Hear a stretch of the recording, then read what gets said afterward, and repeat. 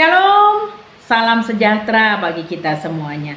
Saudaraku, mengaku dosa adalah baik, tetapi berkata tidak pada dosa jauh lebih baik.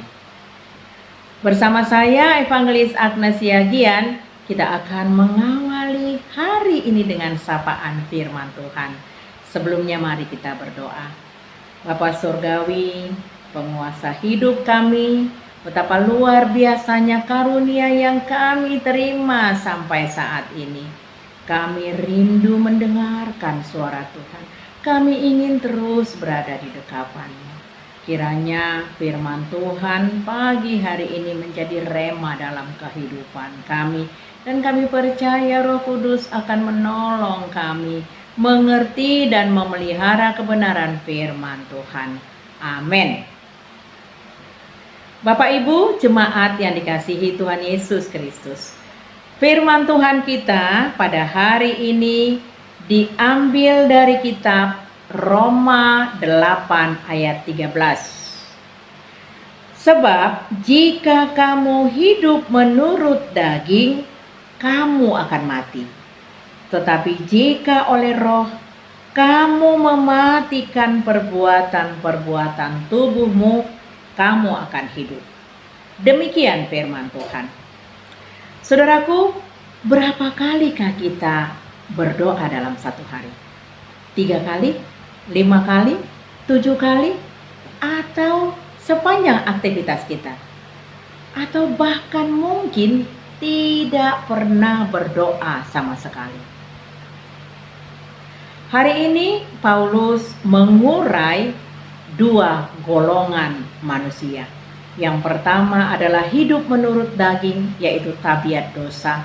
Dan yang kedua, hidup menurut roh, yaitu taat dan tunduk pada kuasa Roh Kudus. Saudaraku, memang acap kali manusia tidak mau kalau disuruh untuk berdoa.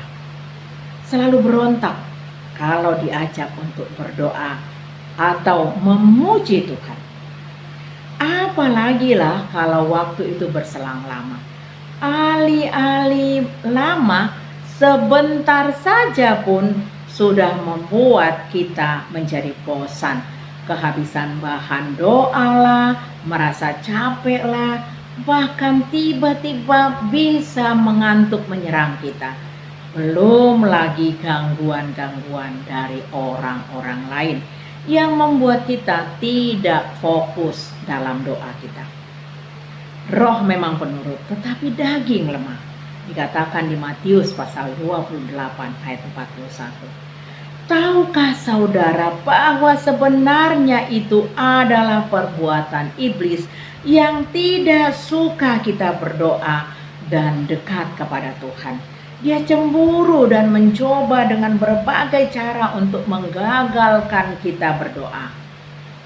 Sebab itu, iblis itu merasa kecewa kalau kita dekat dengan Tuhan. Itulah yang selama ini tidak kita sadari. Saudaraku, jika selama ini kita sering kali gagal dalam membangun relasi yang baik dengan Tuhan, jangan langsung menyerah. Teruslah mencoba, lakukan terus sampai berdoa itu menjadi kebiasaan kita sehari-hari. Membangun relasi yang baik dengan Tuhan membutuhkan ketaatan. Sebab meskipun berulang kali mendengarkan khotbah, mendengarkan renungan, membaca firman Tuhan, berdoa, kalau hati kita belum tersentuh, maka kita tidak akan pernah mau melakukan apa yang diperintahkan Tuhan kepada kita. Jadi bagaimana solusinya? Cara yang paling jitu adalah mintalah pertolongan Roh Kudus untuk memperbaharui hidup kita, agar kita punya hati yang taat kepada Tuhan. Bukan lagi karena keterpaksaan, melainkan karena kerinduan kita untuk menyenangkan hati Tuhan. Dengan begitu, Roh Kudus akan menolong kita untuk membebaskan kita dari ikatan dosa, menguduskan dan memenuhi hidup kita dengan kebenaran firman Tuhan, dan memimpin kita kepada kebenaran, yaitu Tuhan Yesus sendiri.